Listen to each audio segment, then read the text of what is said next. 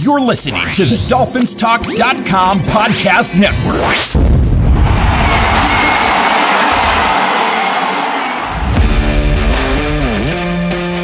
Welcome to Dolphins Talk Weekly, your one-stop audio breakdown of all of this week's Miami Dolphins news. Now, here is your host, Kevin Dern. Hey Dolphins fans, welcome back to another edition of Dolphins Talk Weekly. I'm your host, Kevin Dern. Give me a follow on Twitter at KevinMD4. You can follow the show on Spotify, iTunes, Spreaker, Podbean, or wherever else you get your podcasts. Back for the post-draft recap, and we can talk a little bit about some of the Dolphins personnel additions, maybe some talk about the schedule. I've got my co-pilot, Evan Morris, is back in the cockpit with us, although that's kind of a New York Jets sounding thing, so we'll work a little bit. We'll work on the language. But Evan, say hi to everybody. What's up, everybody? I'm back. Thanks for having me, Kevin. Some of you missed me, some of you didn't, but I'm back. It's all good now. Yeah. So we'll have a Where Are They Now segment, and then we'll talk about a little bit about some of the position groups on the team and what our concerns are, if any still remain, as we head into the post-June 1st world, just a couple weeks away. And before you know it, about a month, 2 months away from the start of training camp. So no whiskey segment tonight. I do have a glass of the Port Charlotte heavily peated by Brooke Lottie, but we've already done this on the show before, so no need to review. But that's a good one. I highly recommend it. So we're going to kick things off, and we'll go with a blast from Dolphins Past, as Evan's going to take us into a Where Are They Now segment. Take it away, Evan. All right. Yeah. So whether you missed me or not on last week's show, I hope you missed Where Are They Now? This is my pride and joy. It's quickly becoming that. So, Kevin, are you familiar with a Neil Diamond song by the name of Heartlight? No, the only Neil Diamond song I know is Sweet Caroline. Embarrassed to say. It's on every songs white people get turned to playlist is Sweet Caroline.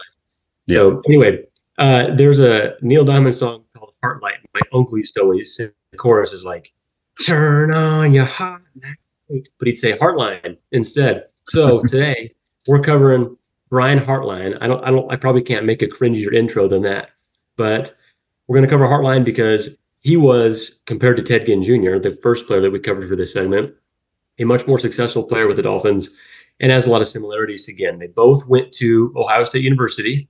So 2 years after the Dolphins would draft Ted Ginn, and he experiences his rousing success in the league. That's sarcasm. They go back to OSU, draft Hartline in the 4th round of the 2009 NFL draft. And at this point, I'm only about 10, 11 years old. But Hartline had a pretty great run, especially for a 4th round pick. Kevin, do you remember the Cardinals game where Hartline went nuclear? I do. I remember it. Yeah, that was 2012, week 4. He actually broke, and still holds, believe it or not, the Dolphins single game receiving yards record. He had 252 yards. So but only one. I would feel like Tyreek Hill broke it recently, but man, okay, go on. Tyreek has, I think, several top 10 games, but Hartline sits alone at the top. And it's by like 15 or 20 yards. I think Chris Chambers is second. Okay. So Hartline put up 43 EPR fantasy points that day. I started him because I was a homer at my young age of 12. But anyway, he spent 5 years with the team, breaking 1,000 yards twice. So for a 4th round pick, pretty great. Played 1 season with the Browns. And now he is actually co-offensive coordinator at Ohio State with Chip Kelly. Kevin and I were just talking about that before the show. So Chip Kelly's there at OSU, but Hartline, best receiver recruiter in the country. Brian that is exactly where I was heading with this, because he has recruited and coached the likes of Chris Olave, Marvin Harrison Jr., Garrett Wilson, Terry McLaurin, Jameson Williams, and Jackie Smith-Njigba, who's on the Seahawks now, I believe. Mm-hmm. So just an awesome still there. Yeah. So super accomplished as a coach now. In the span of just 4 years, I want to say, he went from grad assistant, 6 years, grad assistant to co-offensive coordinator at one of the best programs in the country. And on top of that, he has an awesome beard and haircut now. He kind of was rocking like a shaved head look with the Dolphins, and he just kind of looked like a thumb. No offense to him. He was a great player. But he looks awesome now. Like, great glow up, great as a coach. He's won some awards as well. And then lastly, when he was with the Dolphins, at least, he owned and operated 2 convenience stores in Columbus, Ohio, called Smart Stop Drive-Thru. And I don't know if he still owns them or not. He opened them with some high school buddies. So if you live in Ohio and you're listening, go find Brian Hartline's convenience drive-through places and let us know if they're still open or not, because I'm curious. And lastly, shout out Hartline's Wikipedia page. Whoever made that, very informative. You crushed it. So anyway, another full circle story, kind of like Ted Ginn Jr. with born in Ohio, goes to Ohio State University, now coaching back where he's from. But much better return on investment for the Dolphins with a 4th-round pick. So maybe next time we'll get something a little wackier for us and not from Ohio on the next installment of where. Go ahead. No, that's it. That was the grand finale. Okay. Gotcha. Sorry. So I had 2 Brian Hartline notes. So for those that don't know, as someone who grew up and has spent most of his adult life in Ohio until the last 7 years when I met my wife, drive-through liquor stores are a very, very common thing in Ohio. And I don't. Crazy to me. Other states have these things. So anyone who's in Ohio, and I know there are several Dolphins fans in Ohio who listen to the show, you'll know what Evan was talking about in regards to Hardline's liquor stores. The rest of the country, Dolphins Nation, you guys may have no idea. But if you're ever in Ohio, stop through one of them. It's pretty awesome. I recommend Trotta's on the west side. Great pizza as well. You can get a pack of smokes, some beer, whiskey, whatever you want, and a nice pizza. Anyway, the other Hartline note is in college, my brother dated this girl who was friends with Hartline's girlfriend. So they used to go to Columbus Clippers games all the time. And little did they know Hartline would be in the NFL. So wow. You're just full of random connections like this. I got making good people. I got to keep, you know what? We're going to keep it in Ohio because your personal anecdotes just really make it better. Yeah. So anyway, small world. Because if you look at the 2, or at least if you ever saw my brother in college and you saw Brian Hartline in college, you would have thought my brother had the better chance to go to the NFL, but did not happen. So anyway, enough of the where are they now. Brian Hartline, always a solid player in my mind. Absolutely. So a couple big events in the last few weeks. The NFL draft. I have a few thoughts. Evan, I'll just let you kind of riff for a couple minutes. What were your thoughts on the draft? Because I actually spent most of day 3 on the golf course and shot probably one of the 3 best rounds of my life, which is not a big accomplishment. I am not a good golfer, but like bar was low. pretty fun to see like the Dolphins making picks that I enjoyed. What did you think? Give me your overall thoughts. I'm trying to think of where I was at, but I listened to last week's pod that you covered it. So I won't bore people with my thoughts since you covered it really in depth. But from 30,000 foot view, rounds 1 and 2, I was just surprised initially. The Chop Robinson pick, I didn't think he would go at 21. I thought he'd go a little bit later, but obviously people really liked his measurables. We did talk about that on the last show we did together. He was one of the 3 names we had. Yep. So, and I think even though we talked about it, I just didn't think the board would absolutely like eat itself alive in the few picks leading up to Miami's pick the way it did, and the way it did in our mock draft too, because you had a run of players going right before, and then Troy Fautanu going at 20 to the Steelers. I was at an intramural soccer game, and that's not true. I just picked up soccer. I don't know what's happening to me because I missed the draft for a soccer game, raced home in time to see the pick, saw that Fautanu was on the board at 20. I got so excited, and my heart was broken when he got taken. So given that we couldn't get Fautanu or any of the guys that went before that, like Jared Verse, because Graham Barton was on the board still at that point. But I didn't mind the pick. I just was a little bit surprised by it. And since I've since fallen in love with Chop Robinson, he seemed like a great dude.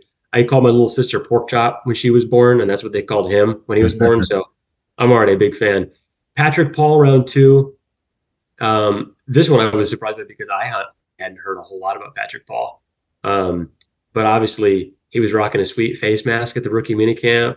He's huge. And with Butch Berry, honestly. He looks like Hannibal Lecter. Let's just get that out of the way. It looks like Hannibal Lecter from Silence of the Lambs. No. Well, the mask that he wore in the sequel, the self-titled movie Hannibal. Oh. Yeah. That's what it reminds me of. I kind of got like Predator vibes from it, like in the black and white. I can see that. I can see that. Or I've seen Darth Vader. I've seen Bane from Batman. Mm-hmm.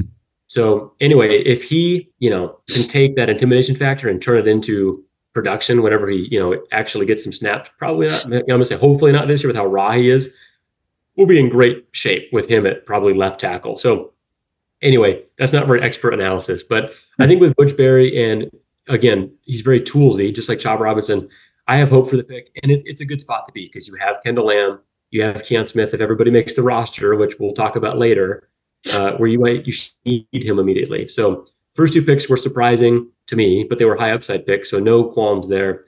And then I'm going to sound like a homer, but I loved the rest of the draft.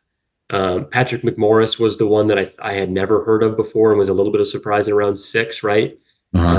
Seemed like a scouts guy, probably banged on the table for him. But other than that, I mean, trading up for Jaylen Wright, predicting the running back run, Malik Washington, Taj Washington, Mo Kamara, value pick around 5, especially when that's a little bit of a need position with Bradley Chubb probably starting the season on PUP or IR. I loved all of those picks. So I talked for longer than I intended to, but that's my overview, is that if you wanted immediate returns from rounds 1 and 2, you were probably disappointed you didn't get it this year, most likely. See, that's where I disagree. I think fans are going to be surprised about Chop. Oh, okay. I think fans will be surprised about Chop. So go ahead, finish up. I love to hear it. So okay. I think maybe if you take a pessimistic view of the first two, then you'd be bummed in that regard.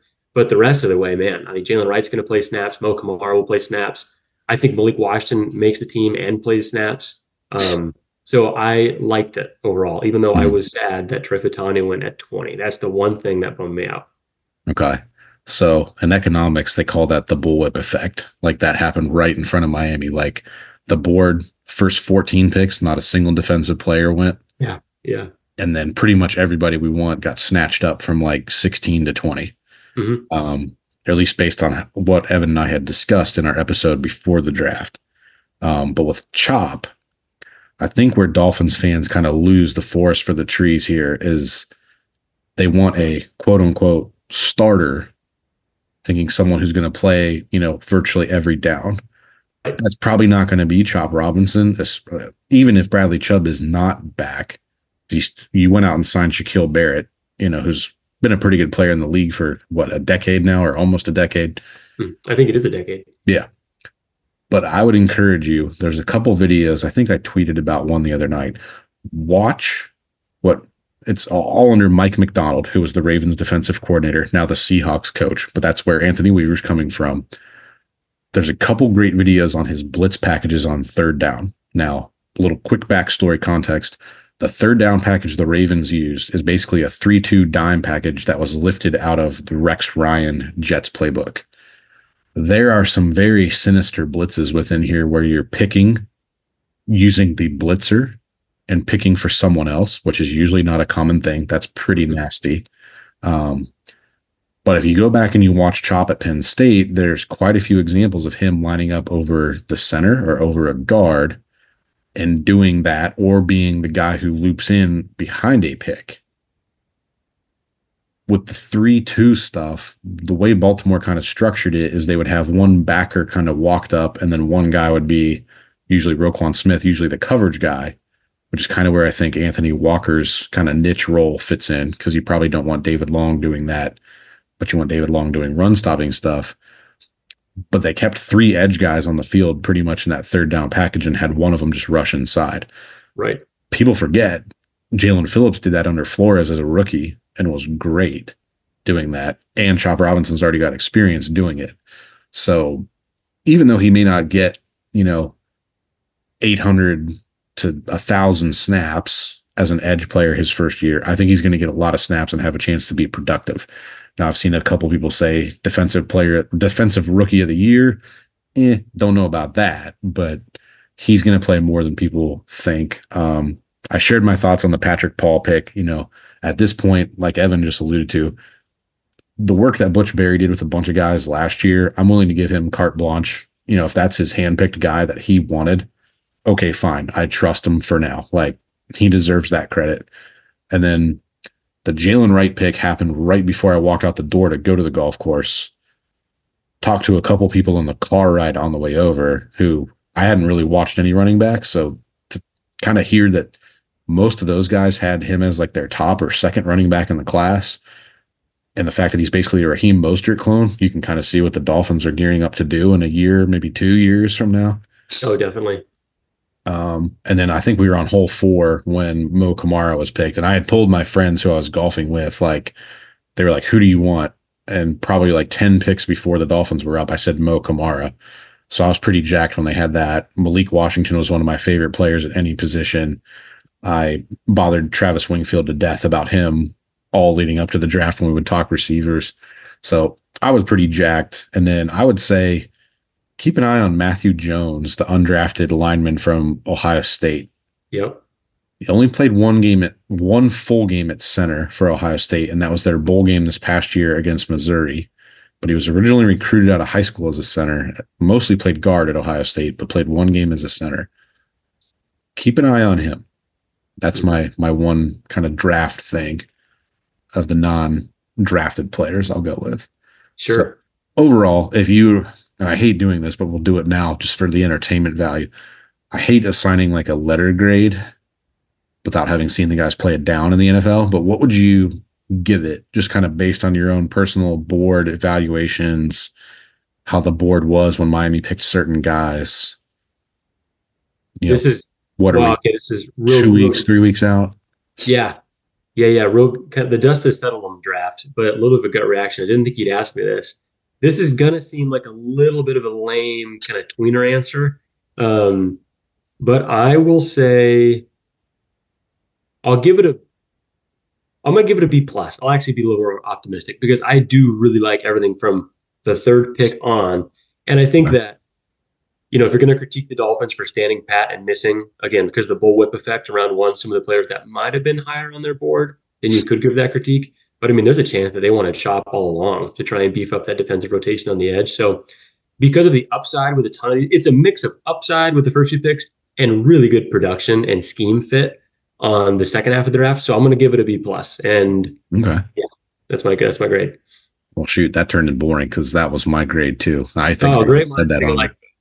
Yeah. So B plus, and then for whatever reason, like or at least under Mike McDaniel, they've had like not necessarily right out of camp making the 53-man roster, but both years they've had at least 3 undrafted free agents play in a game in the regular season. Oh yeah. Like the big one from 2022, Caterco, who obviously he started as a nickel corner from week 1. Nick Needham walked so he could run, some would say. Something, yeah.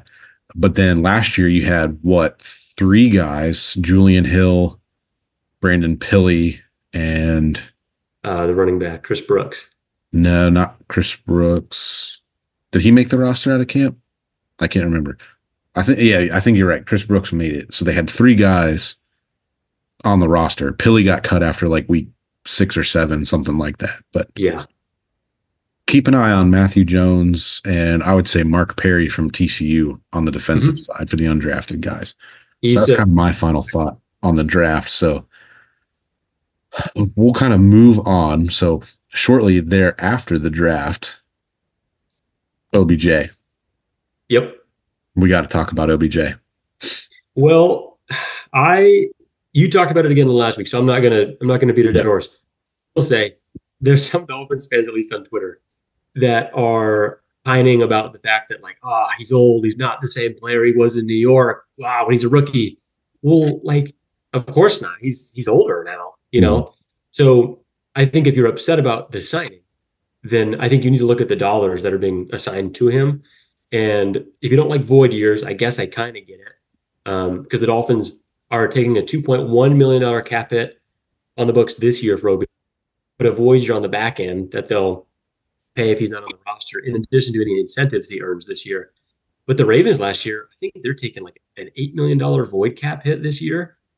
So it's something very large. So the Dolphins deal for OBJ is small. He's going to be a tertiary part of this offense because not only is he wide receiver 3, we also have Johnny Smith now, and you have another running back to target in Jay. So I like the signing a lot. He, from an introductory presser, he seems to be very accepting of his role in the offense, not as a volume guy, but as really the number 3 receiver. And for reference, he's the 74th highest paid wide receiver this year. So if you're concerned about his age, then I think take solace in the value because it's very good. So I'll get off my soapbox. That's my thoughts on OBJ. Yeah. So I would say certainly not going to be 1 or 2 in terms of the pecking order of targets in the receiving game, unless a bad injury befalls Hill or Waddle. Yeah, knock on wood. I think I should have written this down or something, but it's been a crazy week for me and solo parent duty since my wife is in Boston. I think I saw that last year on third downs, OBJ was targeted 18 times. I think he had 11 catches, and 9 of those 11 went for first downs. Mm-hmm. Mike McDaniel has kind of okay. Some inside info. Mike McDaniel has basically said, like, look, Hill and Waddle get doubled on third downs. You're going to have one-on-one coverage. And I think that's the biggest weakness Miami had last year. We talked about this pre-draft is between Cedric Wilson, Berrios, Craycraft, Chase Claypool. None of those guys could win a route one-on-one. So now you're asking a team's like slot corner to cover OBJ, who, even though he's only 5'11", 200 pounds, plays bigger than he is, still pretty athletic. Yep. Tremendous hands, as we all know. I think this is a nice evolutionary step in the offense. And then, like Evan, as you mentioned, Jonnu Smith, I can foresee them having certain packages where if you had 4 wide receivers, one of those 4 is Jonnu Smith in the formation, and being able to kind of operate with him and OBJ in the slot. Or the other thing, if you watch OBJ in Baltimore last year, they had him play a lot of X.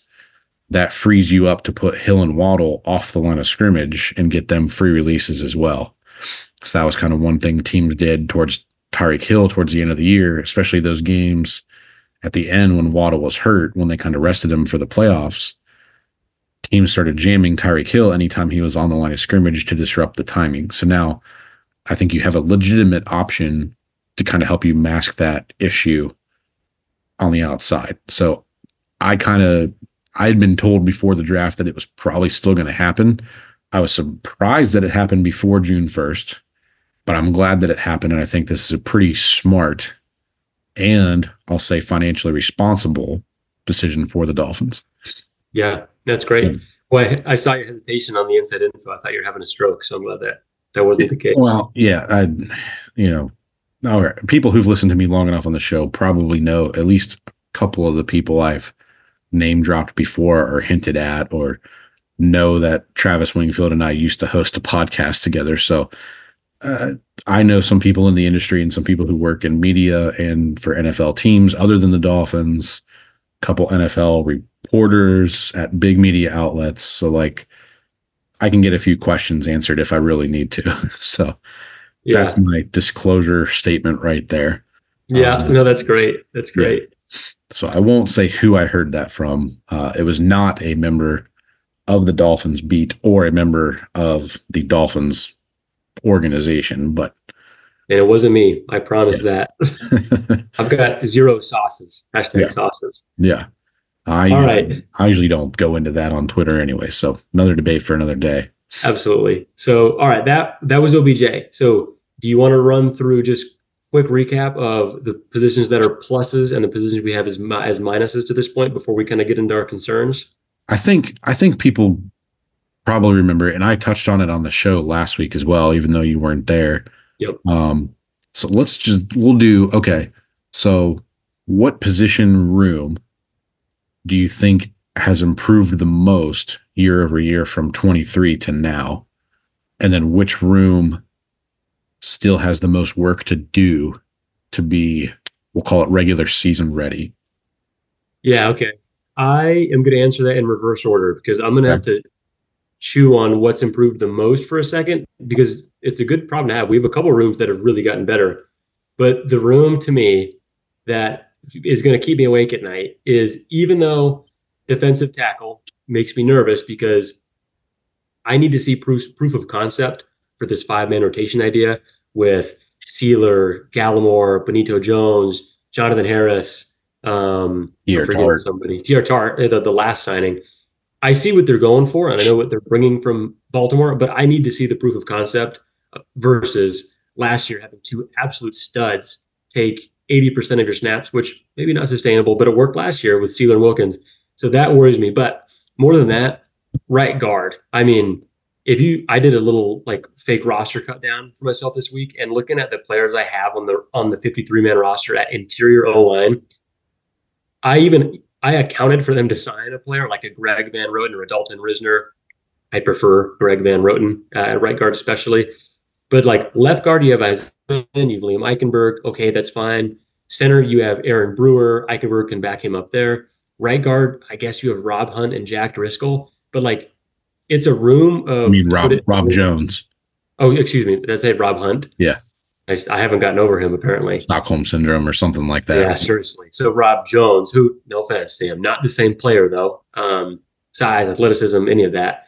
So to put it in a Bill Parcells kind of way, those guys, right guard, it's just a bunch of jacks, just another guy. Like there's nobody there that I'm looking at a starter at this moment in time. So they need somebody there, or they really need that competition to work out a right guard. Otherwise, I'm nervous about that, probably more than D tackle even. So is it right guard specifically, or are you saying the O-line room as a whole?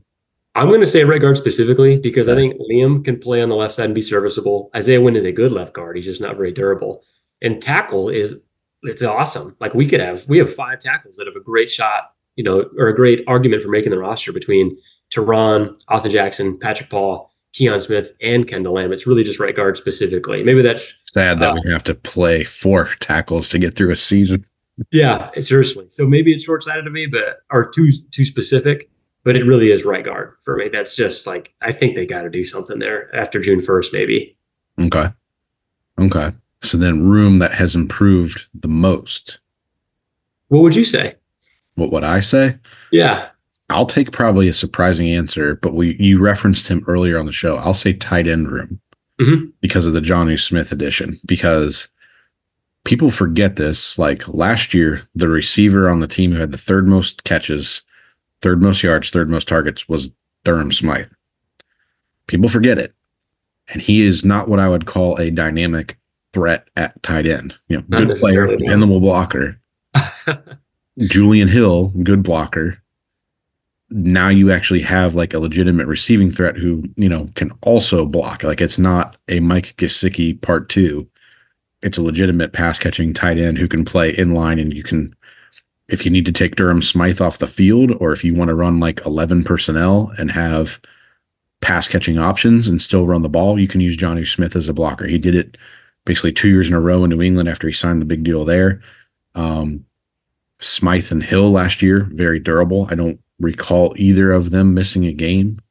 Correct me if I'm wrong. I don't think Durham Smythe has missed a game his entire career. Maybe one because of COVID or something like that. But I feel like on balance, that would be the room I would say has improved the most, because like people would say edge, but you still have questions about Phillips and Chubb's health. Corner, I think it still depends on like Cam Smith's development. Maybe off-ball linebacker was the other one I would hold up there. Like you lost Baker, but you got Brooks and Anthony Walker. That's a pretty nice bump. Like if you're sending Duke Riley down a spot in the rotation, or not rotation, but down a spot on the depth chart. Tons of good competition in that room. I still think Jonnu Smith's impact, even if he's not like the 3rd or 4th guy in terms of catches, yards, target, probably is pretty good in terms of what having his presence on the field does for your play action stuff for like Tyreek, Waddle, OBJ, the backs, etc. Yeah. No, I think what's yours? That's a really good answer. I agree with everything, but I'm actually going to say wide receiver, because I think if you take a glass half full look at this room, then you would say Eric Ezukanma's back and healthy. He's supposed to be. And I really hope he makes the roster, because he is kind of one of a kind as far as like he's the only big body type we have. Oh, absolutely. I mean, he really is alone in that role that McDaniel can give him in the offense, which we saw a little bit last season before the neck injury. And man, he blocked his butt off in the preseason last year. So he was fun to watch. I was super excited for him. And after now 2 years learning the complexities of this route tree, I think he can carve out a role for himself, even as like the number 4 guy at best, really, because he's unique. OBJ is a better wide receiver 3 than anyone we had last year. Berrios, Cray Craft, Cedric Wilson, and then Malik Washington.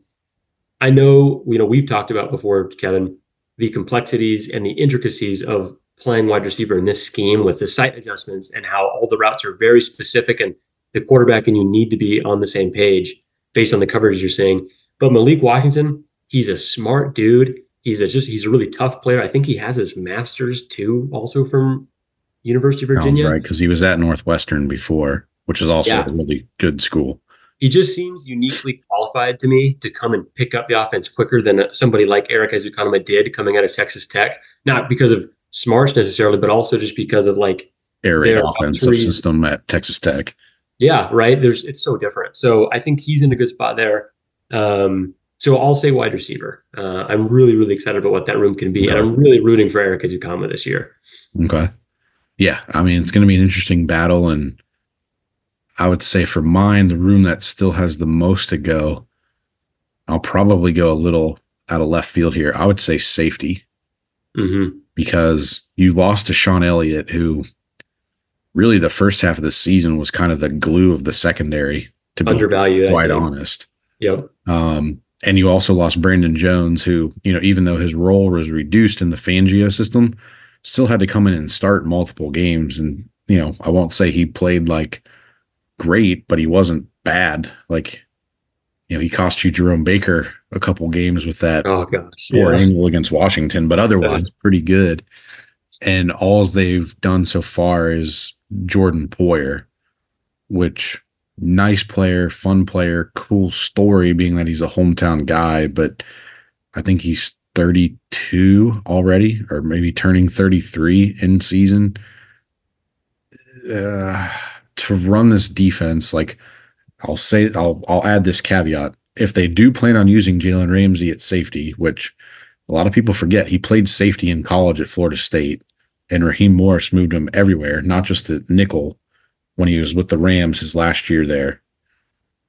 If you're planning on doing that with Jalen Ramsey, I think that hinges on Cam Smith developing a lot, which is fine if it happens. But if it doesn't, and you're planning to move Jalen Ramsey to the slot as a nickel, as a dime backer, that type of stuff, I think you still need a third safety that's capable of playing. And I'll be honest, I don't trust Nick Needham to do that, even though he's cross-trained there every year since 21. I don't trust Elijah Campbell. One name was floated to me way back in March, and that was Quandre Diggs, but I have not heard a peep about that since. Still on the market, though. Yeah, him and the Tracy market. Walker, there's guys out there still. Justin Simmons, this will get me laughed at, but I would be very curious to see what they thought about Jamal Adams in that scheme. So I would say safety is the room that I think they need to do the most work on.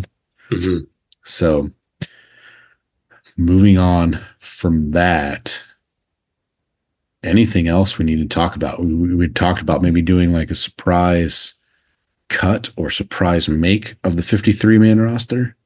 Yeah, I will quickly hit this one. So I did a fake 53 cut down this week, and I am way heavy on offense compared to defense. It's skewed heavy in the offense side. So one thing I would say is that I think that with the roster as it is now, if no one's added, which I think they will have to add people with either now or after June 1st, you'll see probably turnover at the bottom of the roster that will sway the numbers back to the defensive side of the ball. And I put together, I'll be quick with this, but I put together a collateral damage list, which is my players that I think are most at cut down time, because if you follow the money, they can be cut with good savings and a little dead cap penalty this year or in any years beyond. So a perfect example of someone who is not on the list is Neville Gallimore. He signed a $1.8 million deal this year. It's fully guaranteed. He's not going anywhere, because if they cut him, they are on the hook for all that money and they don't save anything. The opposite is Duke Riley. He, spoiler, is on the list because if he's cut, you only incur $0.6 million in dead cap this year, and you save $2.5 million in a room with a lot of competition. So the rest of the collateral damage list I have, some names in here people might be sad about, but I'm not saying they'll be cut. I'm just saying the dollars put them at risk. Duke Riley, Jeff Wilson, Jody Fortson, who, again, we're not expecting a whole lot, but if he could make the roster, could go either way.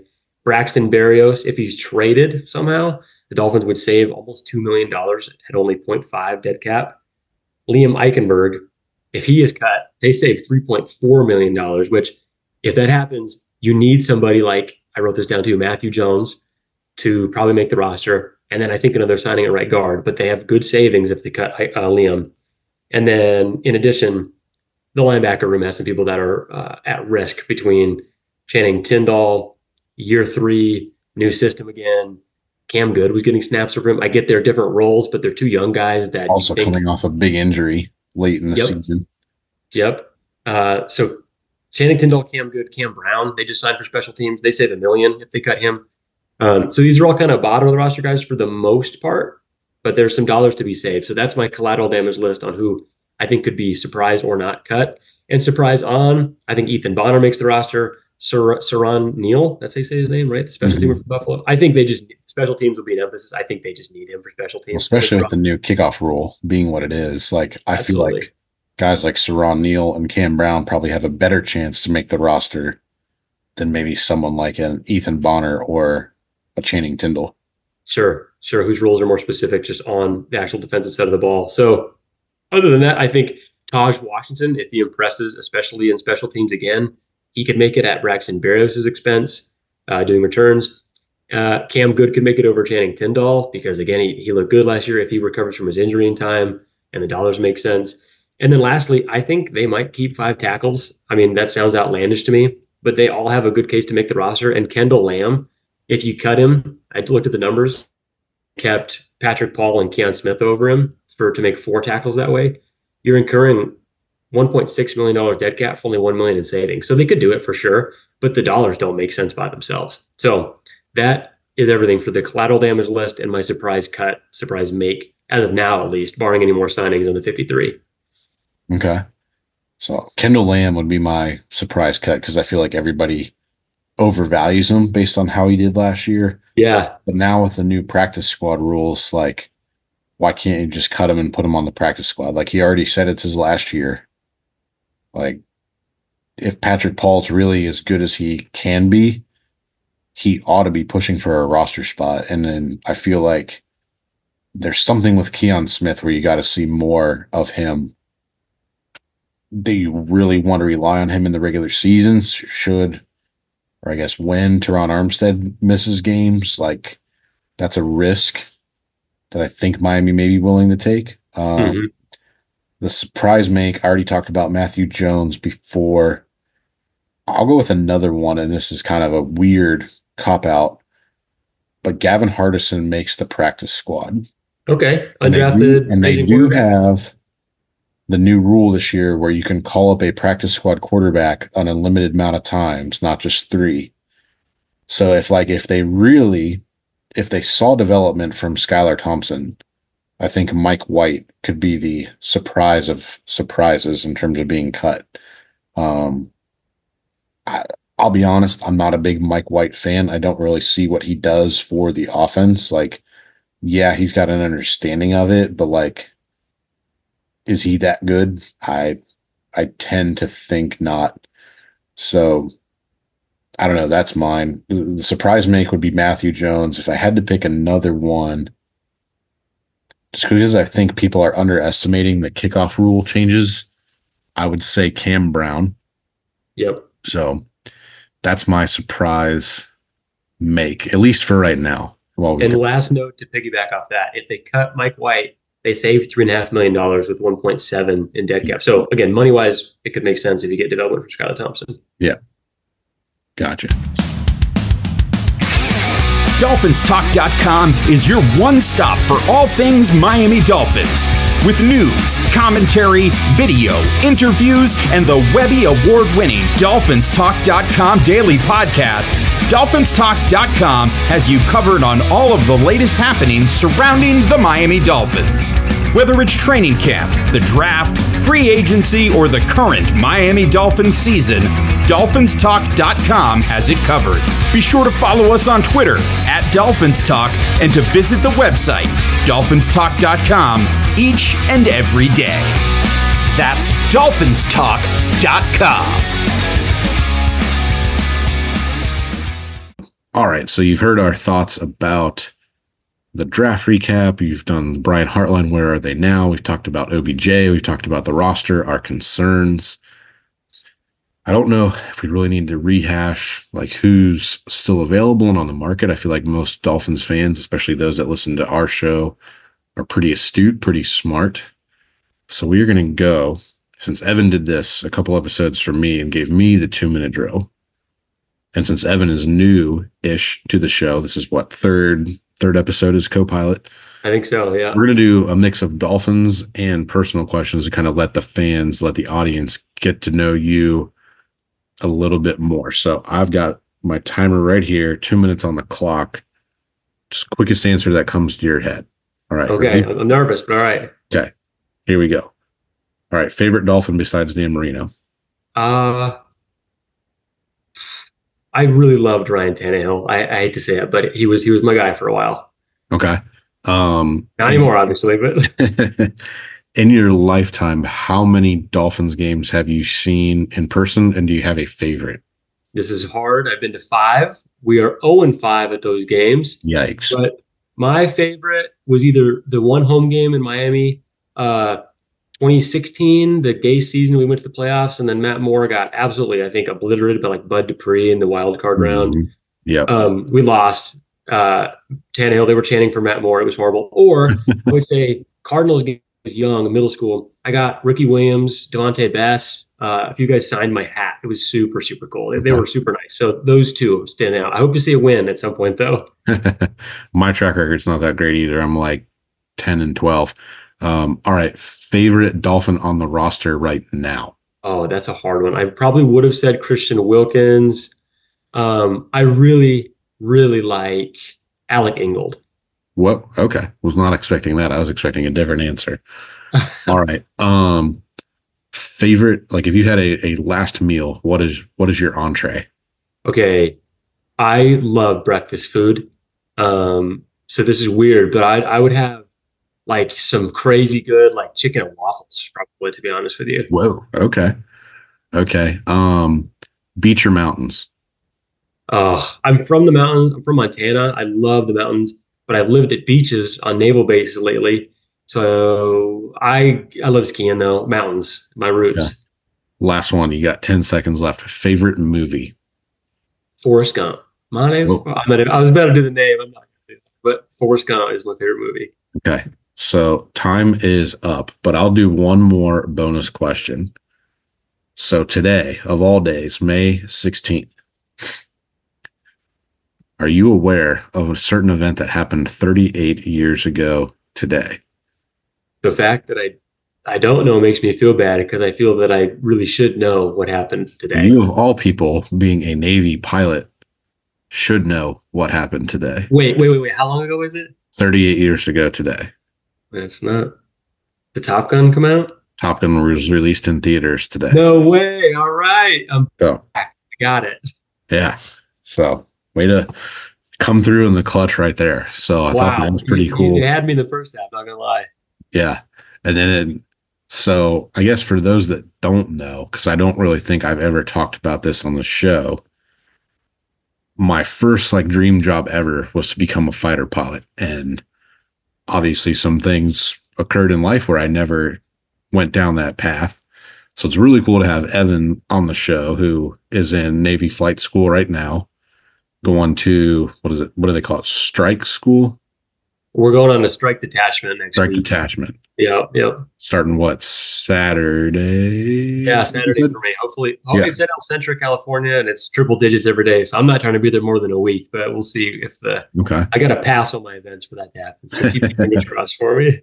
Yeah. So so I'll just say, as a host, and then as someone who, I won't say I'm a movie buff, but like I know a lot of like military history and aviation stuff. It's really cool to kind of hear your experiences on it now. I had a good buddy of mine who was an F-18 pilot. He was a buddy of mine from high school. But cool to kind of hear the iterations of it, because he flew the, what do you guys call it? The Legacy Hornet? Yeah, exactly. C, I guess it was. The Baby Hornet, yeah. Yeah, so that's what he flew. But really cool to see that. And I thought it was cool that the Top Gun thing was out, because like on Twitter, all the accounts are showing like the previews like from 1986. So it's cool to see that pop up. Yeah, that's awesome. And Yeah, I also heard there's a prequel story movie coming into the works. Oh, it's it'll About be Maverick's on. dad or something like that.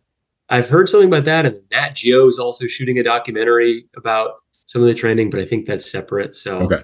No, I think like Top Gun 3 is like a real thing, and it's supposed to be like the prequel story to the original Top Gun and like what happens to Maverick's dad. Pete Mitchell, right? Yeah. So I don't know. I'll watch it just because Top Gun's like my second favorite movie of all time. Yep. Probably I could probably do line for line everything in that movie just about. But anyway, neither here nor there, nor Dolphins related. But no, that's great. I mean, yeah. I hope to be as knowledgeable about the Dolphins as you are one day, Kevin. So we definitely have something for each other. Yeah. So that is going to do it for our show this week. Again, follow us on Twitter. I'm at KevinMD4. Evan, your handle is Evan Morris 7-2 for the undefeated season, of course. There's a little bit of a pause there. People, we're doing this via Zoom, so you couldn't see it, but I saw the hesitation there. I caught you off guard. I'm not on Twitter as much as I used to be. Yeah. They're busy. Yeah, so you can follow the show Dolphins Talk Weekly on Spotify, iTunes, Spreaker, Podbean, wherever else you listen to your podcasts. You can follow all of the writers on Dolphins Talk at DolphinsTalk.com. There's all kinds of shows out there. Mike has one. Marissa has one out. Same Old Dolphins Show with Aaron and Josh just did a new episode with the schedule release, which is kind of why we didn't touch much on it tonight. That's going to do it for us. Go ahead, Evan. Close us out. Yeah. All right. Well, hope everyone has a great weekend. We'll see what the next few weeks hold before June 1st for the Dolphins. And otherwise, fins up. See ya. Thank you, everybody. That's our show, and we will be back in the next week or two with another episode, most likely. So enjoy your week. Have a safe weekend. If we're not back before Memorial Day, just remember what it's all about. Fins up. Or I guess go Fins now. No, it's fins up. It's See you guys.